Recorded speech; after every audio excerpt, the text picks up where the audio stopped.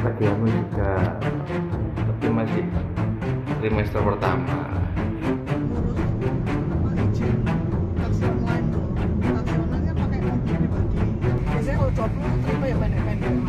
Oh, sekitaran Surabaya, Dok? Ya, Atau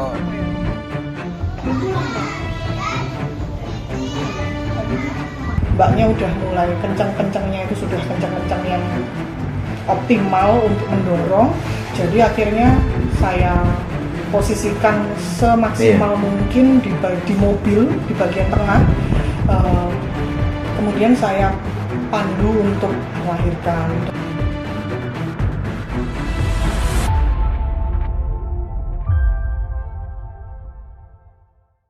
Oke, baik Tribuner, dalam saksi kata kali ini saya akan menyajikan sebuah informasi yang cukup langka.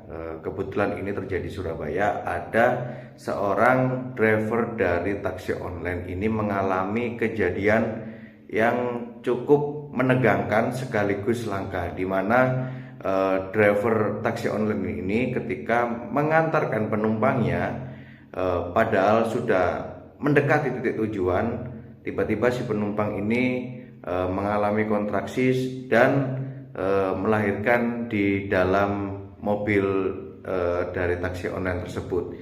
Nah, yang menariknya dalam peristiwa ini ternyata si pengemudi ini adalah seorang dokter umum yang bertugas di Kalimantan Tengah di sebuah rumah sakit yang cukup besar.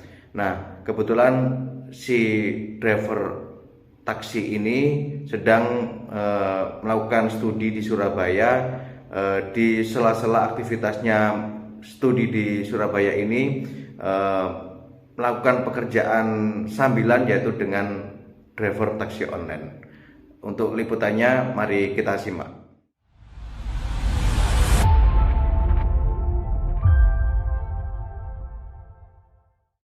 Terus kejadian semalam ada penumpang melahirkan di mobil, itu gimana ceritanya, Bapak? Ya, waktu tadi malam sekitar jam 9 malam kurang. Ya seperti biasa ada orderan dari penumpang Grab. Kebetulan saya driver Grab di sekitaran Tambak Sari. Tujuannya ke Asemrowo, ke Tambak Pring Asemrowo. Penumpangnya saat itu ada ibu-ibu membawa adik bayi, mungkin usianya 1 tahun, dan ada wanita muda yang sedang hamil. Saya lihat wanita muda ini, mbaknya ini hamil, kayaknya masih belum hamil besar karena memang perutnya kecil. Ya udah, ya, naik seperti biasa, perjalanan seperti biasa, tapi mendekati rumah tujuan yaitu di Asemrowo kok mulai mengeluh nyeri-nyeri perutnya. Gimana itu mengeluhnya? Hanya mengeluh, jadi mengeluh nyeri, ya mengeluh seperti itu. Terus saya tanggap, saya toleh ke belakang.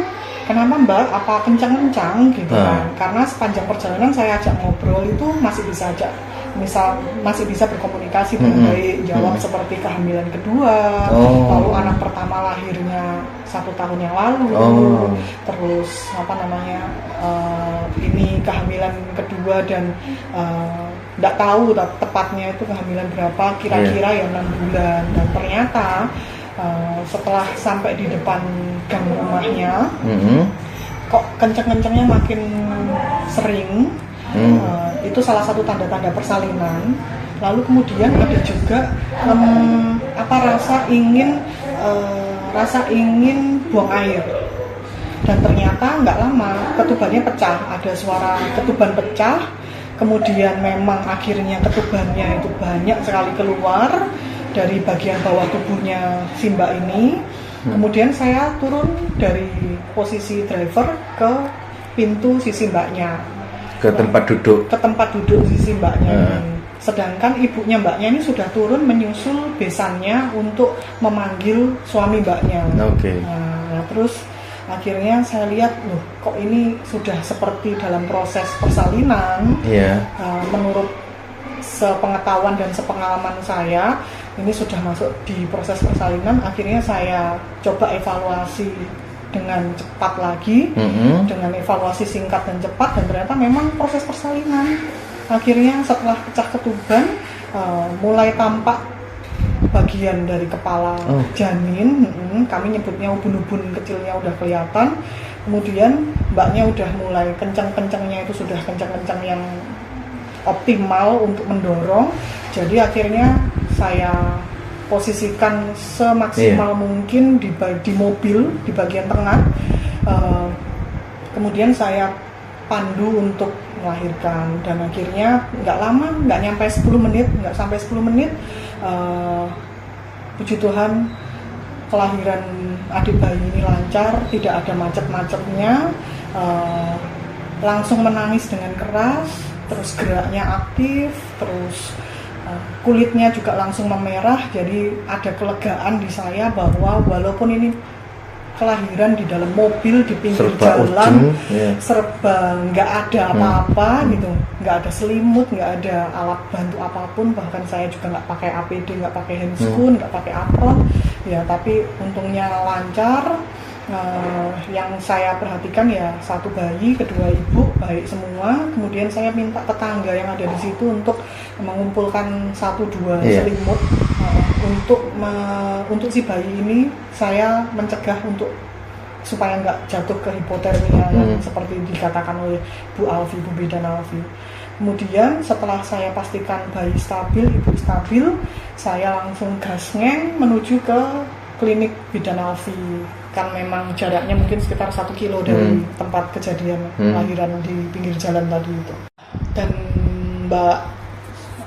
ibunya yang melahirkan, mbak yang melahirkan ini juga cukup kooperatif. Waktu saya pandu, waktu saya arahkan, cukup kooperatif, jadinya enak, nurut gitu loh. Dalam proses bayi itu keluar hanya berdua, dokter sama ibu.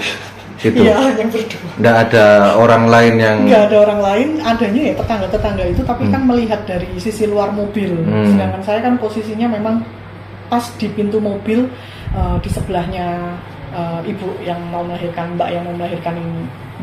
Jemput itu, hujan derasnya sudah mulai berkurang, tapi masih gerimis. Jadi ya memang posisi saya di luar itu gerimis. Makanya saya khawatir banget si adik bayi yang baru lahir ini jatuh ke hipotermia, betul. Karena masih hujan. Nah, sedangkan posisi AC mobil apa segala macam sudah saya matikan. Yang saya pikirkan adalah ya paling hangat adalah pelukan dari mamanya. Betul. Jadi setelah lahir saya pastikan aman bayinya, agar skornya baik dan lain-lain. Saya posisikan di posisi kangguru. Kain yang ada saat itu hanya daster dari ibunya ya. Dasternya itu saya gulung ke atas untuk nyelimutin adik bayi ini. Sebelum datang selimut dari tetangga itu tadi. Pasti tadi malam gaduh ya, suasana gaduh, kampung. Tetangganya bingung loh. Teriak-teriak gitu ya. Kok bisa lahiran di mobil gitu. Ya. Tapi ini dok, kok bisa pas gitu ya dipertemukan dengan dokter yang notabene kan dari latar belakang dokter juga ya?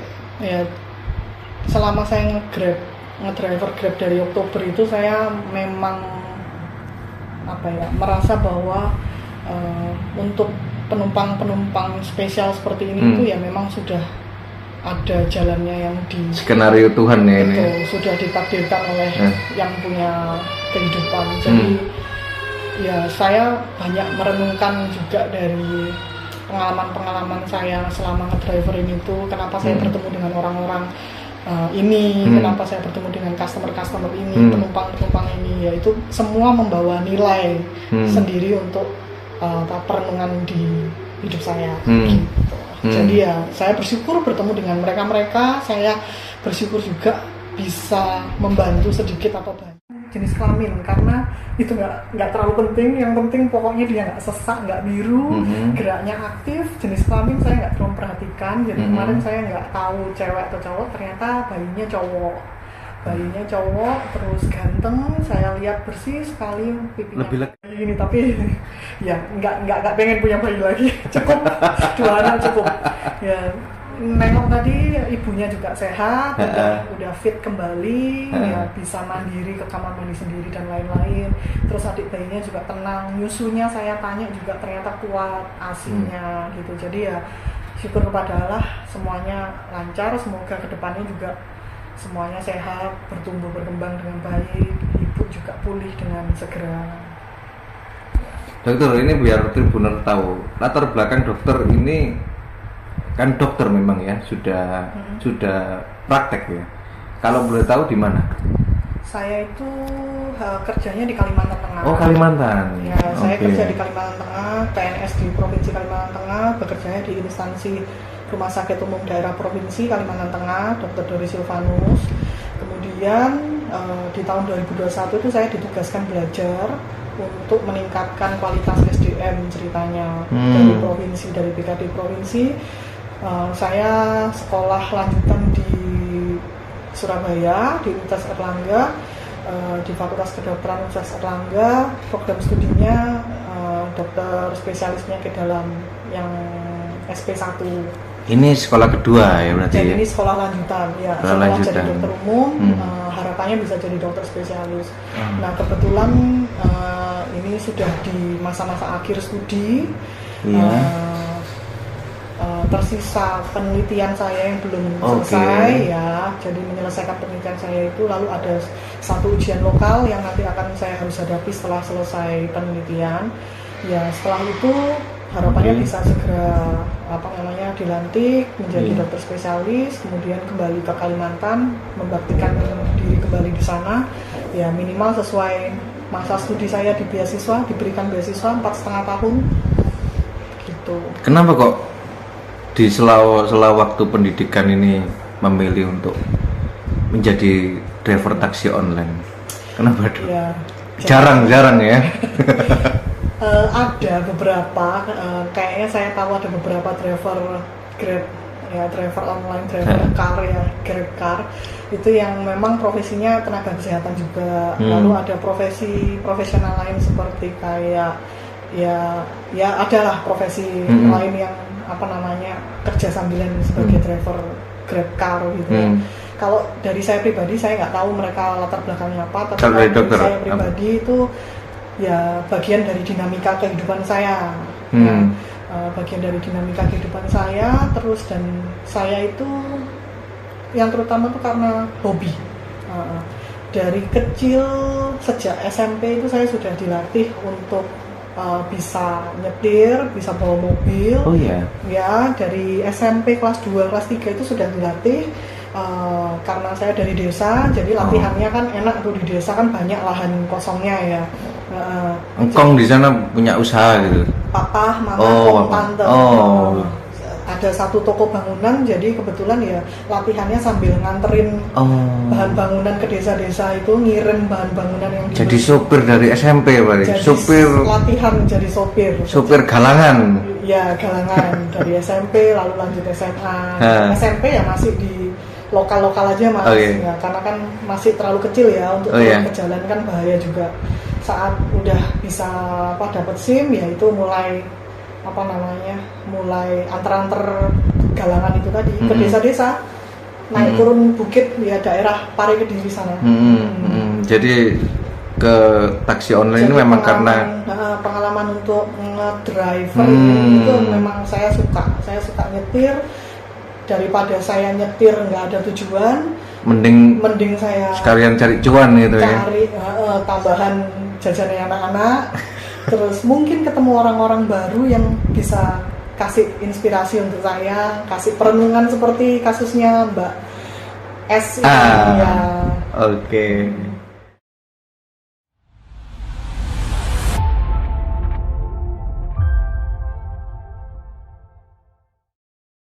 Ya, itu tadi pemirsa Tribuner, kita sudah menyaksikan langsung di bidan Alvia, yang mana bidan tersebut adalah tempat di mana saat ini Ibu Sirka Mariana dan putranya ya yang baru lahir sekarang dirawat di sana. Kondisi bayi bisa kita saksikan tadi dalam kondisi sehat, berjenis kelamin laki-laki dengan berat badan 2,7 kg. Yang bisa saya petik dari liputan kali ini tadi sudah disampaikan oleh Bu Alvia bahwasanya kepada ibu-ibu yang terutama yang bersuami ya, untuk tidak usah segan-segan atau tidak usah malu-malu ketika menstruasinya sudah terlambat, segera check up, karena peristiwa semacam ini melahirkan mendadak di tempat yang bukan semestinya itu sebenarnya cukup berisiko ya, kepada terutama untuk nyawa si adik yang akan dilahirkan maupun untuk ibu sendiri. Untungnya dua-duanya selamat. Semoga Tribuners bisa mengambil pelajaran atau hikmah dari peristiwa ini di Kota Surabaya. Saya Tony Hermawan melaporkan. Download Tribun X sekarang, menghadirkan lokal menjadi Indonesia.